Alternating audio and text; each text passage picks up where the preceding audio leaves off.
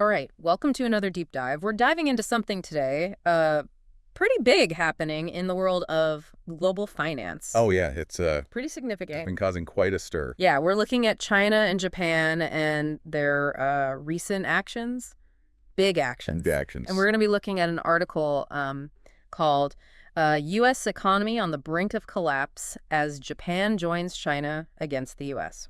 That colon there, what's going on? Wow. Yeah. So Yeah. that's what we're looking at today, what's going on. Well, both China and Japan, they've been selling off their U.S. Treasury bonds. And we're talking big numbers here. China's holdings are the lowest they've been since, get this, 2009. Wow. Yeah. And Japan, they've reduced their holdings by over 21% since 2020. And just in the last 3 months, billions gone. Yeah.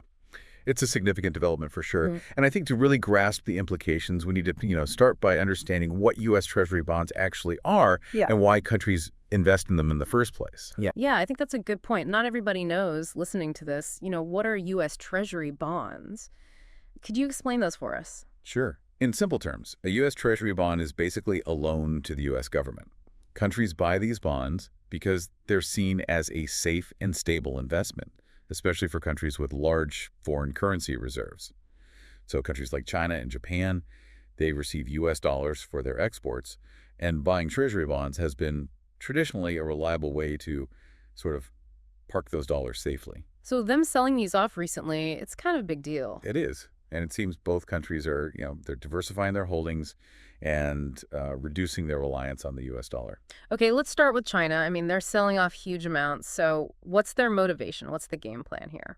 Well, China's motivations are pretty complex. One factor is their desire to diversify their foreign exchange reserves, which, as we know, are massive and largely held in U.S. dollars. So they're looking to spread their risk and reduce their reliance on any single currency. But perhaps even more important is their ambition to internationalize their own currency, the yuan.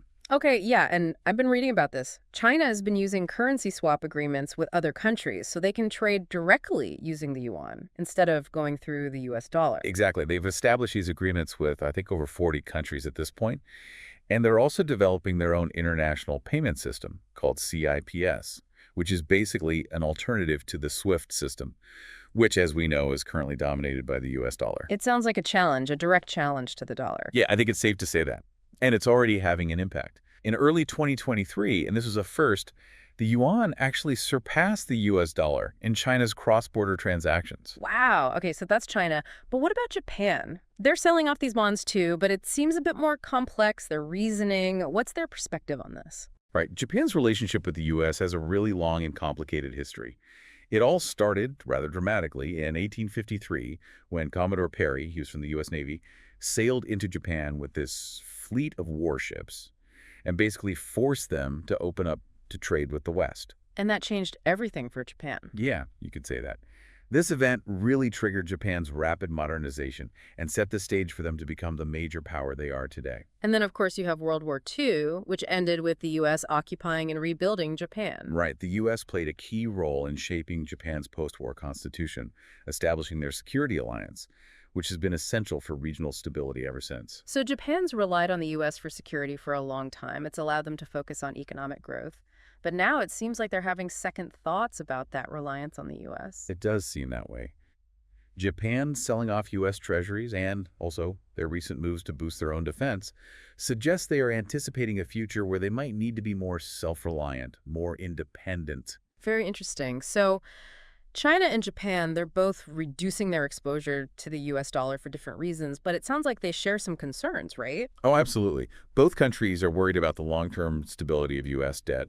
I mean, it's reached astronomical levels. Mm-hmm. And they're also looking to diversify their reserves and gain more control over their financial futures.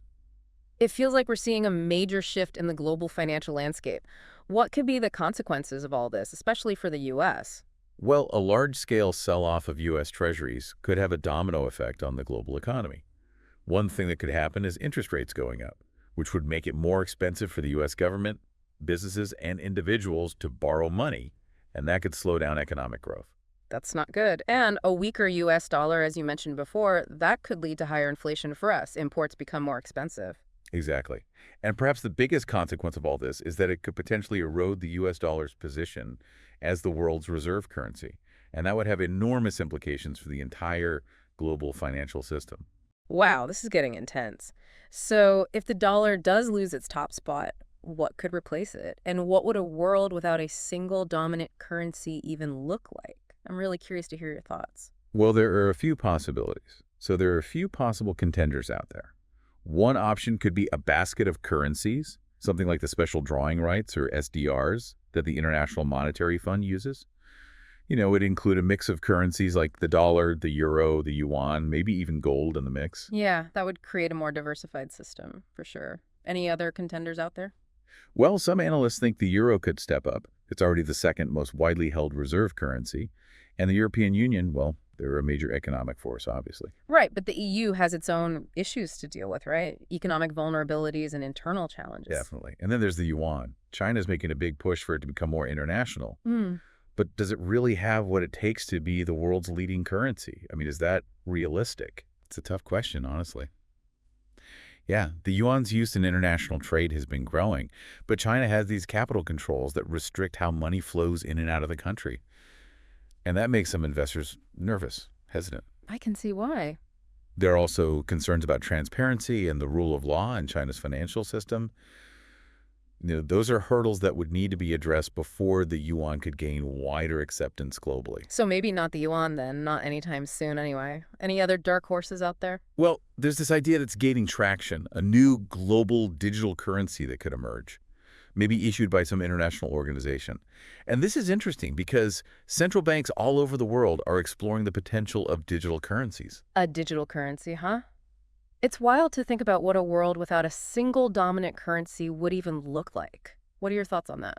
Well, it would probably mean a much more fragmented financial landscape, more volatile. Exchange rates would fluctuate a lot more. International trade and investment would get riskier. We could see new financial centers popping up, new currencies emerging. It would lead to a more multipolar world, which could have some pretty big geopolitical implications, right? Yeah, a lot to consider there. Okay, so we've been talking big picture stuff, macroeconomics. Let's bring it down to earth for a minute. How could these global shifts affect our listener? What does it mean for their everyday life? Well, it's important to remember that these shifts have real consequences. Like, if interest rates go up because of all this selling of U.S. treasuries, that could affect mortgage rates, car loans, even the returns people get on their savings accounts. Right.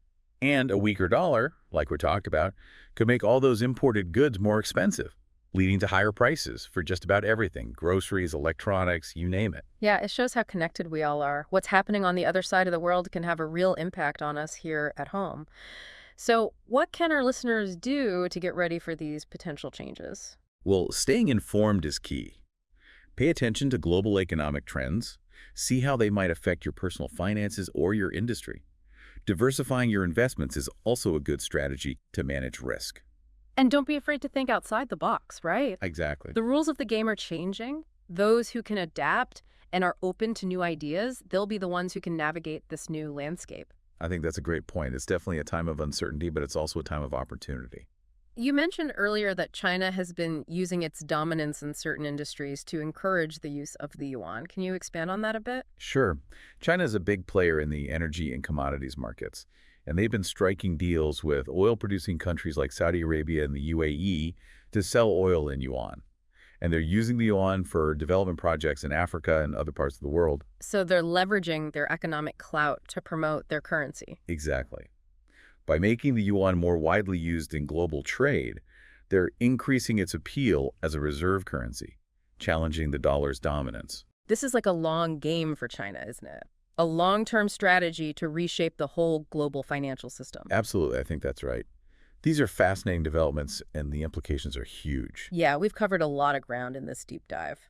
From the ins and outs of treasury bonds to the potential rise of new reserve currencies and China's strategic maneuvering. We even talked about how these global shifts could affect everything from interest rates to the price of a loaf of bread. And before we wrap up, I'd like to leave our listeners with a final thought, something to consider. I'm all ears. So, with all this talk about shifting financial power and currency rivalries, it's easy to get caught up in the macroeconomics of it all. Yeah. We've got to remember the human element here. Yeah. These shifts aren't just numbers on a spreadsheet. They impact people's lives, For sure. I mean, it's easy to get lost in the big picture stuff, but at the end of the day, it's about how these changes affect real people, you know? Exactly. Their jobs, their savings, their ability to just provide for their families. Ah. So to everyone listening out there, the key takeaway, I think, is to stay curious, stay informed, and be adaptable. The world's changing, things are uncertain, but it's not all doom and gloom. Embrace that uncertainty, challenge those assumptions, and be open to new possibilities. Yeah, I like that. Uncertainty, yeah, it can be scary, but it can also lead to innovation and opportunity. It forces us to think differently, and come up with creative solutions. Exactly. And as we've seen, global finance is not static, it's dynamic, it's constantly evolving, and this gives us a chance to shape the future, to make it reflect our values. So, what role do we want to play in all of this? I mean, do we just sit back and watch, or do we try to get involved, try to steer things in a direction that, benefits everyone? That's a great question, and that's actually the question I want to leave our listeners with today. As this global financial system keeps evolving, what role are you going to play? Will you just watch from the sidelines, or will you actively work to create a more just, equitable, and sustainable economic order? It's a big question. It reminds us that we're not just along for the ride here. We're all part of this, and the choices we make, they matter. I agree completely. Well, that's another deep dive in the books. Thanks for joining us for this whirlwind tour of global finance. We hope you came away with some new insights and maybe a renewed sense of curiosity about the forces that are shaping our world. Keep exploring, keep learning, keep diving deep. Until next time, see you in the next deep dive.